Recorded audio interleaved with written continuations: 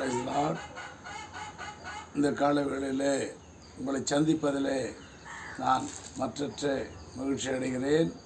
கர்த்தருக்குள் பிரியமானவர்களே, ஒவ்வொரு நாளும் நாங்கள் நீதிமொழிகளின் புஸ்தகத்திலிருந்து ஒரு வசனங்களை படித்து உங்களுக்கு சில அறிவுரைகளை வழங்கி கொண்டு வருகிறோம்.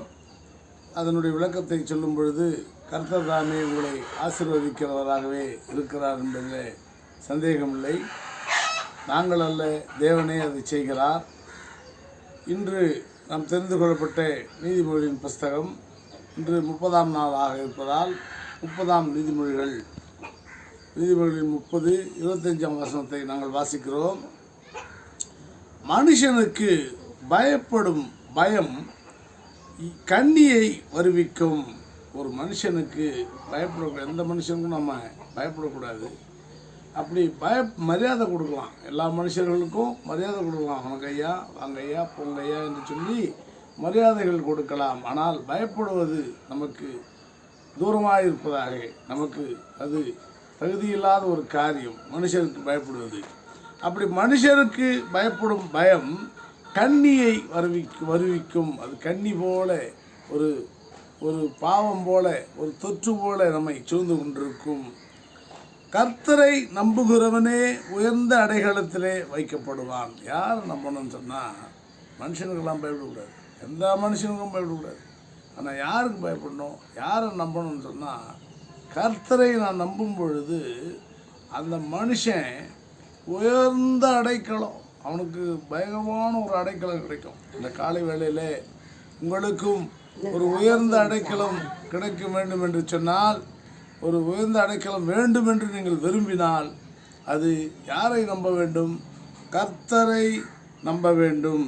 கர்த்தரை நம்புகிறவனே உயர்ந்த அடைக்கலத்திலே வைக்கப்படுவான். நான் என்னுடைய 19ஆம் வயதிலே நான் சென்னைக்கு சென்ற பொழுது என்னுடைய குடும்பத்தார் அனைவரும் பயங்கரமான இந்து குடும்பத்திலே அப்படியாய் கிடந்தார்கள். என் தாய்க்கும் என் தகப்பனும் கூட நான் சொல்லவில்லை.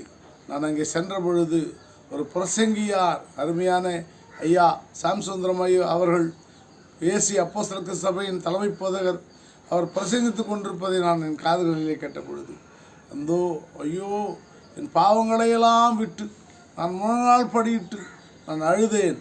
அப்பொழுதுதான் தந்தை பெர்க்மான்ஸ் அவருடைய பாடல்கள் ஒளிபரப்பாகி கொண்டிருந்தது. அந்த பாடல்களை பார்த்து நான் சென்று பெர்க்மான்ஸ் அவர்களிடத்திலே, ஐயா எனக்காக ஜெபித்துக் கொள்ளுங்கள் என்று மதுரை காளையார் கோவிலில் சென்று அவரை முகமுகமாய் சந்தித்து அவரோடு பேசி அவரோடு உருவாடி வந்தேன். அப்பொழுதுதான் நான் அதிலே கிறிஸ்தவத்திலே என்னை மாற்றிக்கொண்டேன். பிள்ளைகளே, நீங்களும் உங்களை தேவனுடைய கரத்திலே ஒப்பு கொடுங்கள். தேவனை அறியாதவர்களும் இதை பார்ப்பீர்கள் என்று சொன்னால், உங்களுக்கு ஒரு உயர்ந்த அடைக்கலம் வேண்டும் என்று சொன்னால், உங்களுடைய வாழ்க்கை கண்ணீரும் கம்பளையுமாய் போய்கொண்டிருக்கிறதா, கவலையோடு போய்கொண்டிருக்கிறதா, உங்களுக்கு ஆதரவு கொடுக்க ஒருவரும் இல்லை என்று நீங்கள் நினைக்கிறீர்களா? அப்படி என்று சொன்னால் ஆண்டவராகிய இயேசு கிறிஸ்துவை நீங்கள் ஏற்றுக்கொள்ளுங்கள். அப்பொழுது ஆண்டவராகிய இயேசு கிறிஸ்துவை நீங்கள் ஏற்றுக்கொள்ளும் பொழுது உங்களை உயர்ந்த அடைக்கலத்தில், நீங்கள் யாராக இருங்க, நீங்கள் எந்த குடும்பத்தை சார்ந்தவராக இருங்க, நீங்கள் எந்த சாதி மதத்தை சார்ந்தவராக இருங்க, உங்களுக்கு தேவையான ஒரே ஒரு மனிதர் ஆண்டவராகிய இயேசு கிறிஸ்து என்னும் தெய்வம். அந்த தெய்வத்தை நீங்கள் பிடித்து கொண்டால், அந்த தெய்வத்தை நான் 19ஆம் வயதிலே அவரை தேடி பிடித்த பொழுது அருமையாய் என்னை வழிநடத்தின என் ஆண்டவர், அருமையாய் இப்பொழுதும் என்னை வழிநடத்துகிற ஆண்டவர், அமர்ந்து பேசி அவருடைய வல்லமைகளை சொல்ல என் வாயிலே வார்த்தைகளை வைக்கிற ஆண்டவர். எத்தனையோ பேர் பேசுவாங்க, பேசுறதுக்கு கூட கர்த்தர் ஒரு வார்த்தைகளை சுச்சமாய் பேசுவதற்காக அவளை ஏற்படுத்துகிறார்.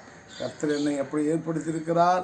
கர்த்தர் தாமே இந்த காலை வேளையிலே உங்களை ஆசீர்வதிப்பார்.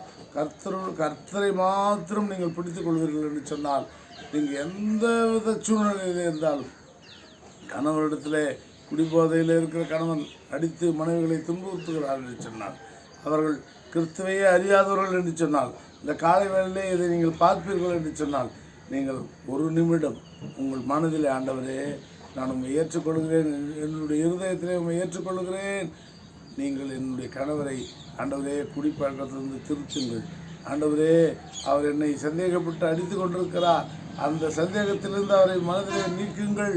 ஆண்டவரே, எனக்கு எனக்கு ஆனவைகளை அவர் செய்யவே மாட்டேன் என்கிறார். என் பிள்ளைகளுக்கு ஆனவைகளை செய்ய மாட்டேன் என்கிறார். வேறொரு மயக்கத்தில் இருக்கிறார். அவரை திருத்தி இடத்திலே கொண்டு வாருங்கள். எந்த சூழ்நிலையிலும் எந்த நேரத்திலும் ஒரே நிமிஷத்திலே உங்கள் பக்கத்திலே வந்து நிற்கிறவர் ஆண்டவராகிய இயேசு கிறிஸ்துவின் இரட்சகர். அவர் அருமையாய் உங்கள் பக்கத்தில் ஏசப்பா என்று சொன்னால் போதும், உங்கள் பக்கத்தில் அவர் நின்று கொண்டு ஏதோ வாசற்படியிலே நின்று கதவை தட்டுகிறேன், ஒருவன் என் சத்தத்தை கேட்டால் அவனோடு கூட நான் அமர்ந்து போஜனம் பண்ணுவேன், நம்மோடு கூட சாப்பிடுவேன் சொல்கிறார் ஆண்டவர். அந்த ஆண்டவரை தவிர நம்மோடு கூட பக்கத்தில் ஏதோ கதவை தட்டுறது யாரும் கிடையாது. ஆண்டவராகிய இயேசு கிறிஸ்து மாத்திரமே கதவை தட்டுகிறவரும் திறக்கிறவரும் நம்மோடு கூட உட்கார்ந்து போஜனம் பண்ணுகிறவருமாக இருக்கிறார். அந்த ஆண்டவரை ஏற்றுக்கொள்ளுங்க. இந்த காலை வேளையிலே உங்களுக்கான தேவை செய்தி, கர்த்தரை மாத்திரம் நீங்கள் பின்பற்ற வேண்டும் என்று நான் கேட்டுக்கொள்கிறேன். கர்த்தர் தாமே உங்களை ஆசீர்வதிப்பாராக.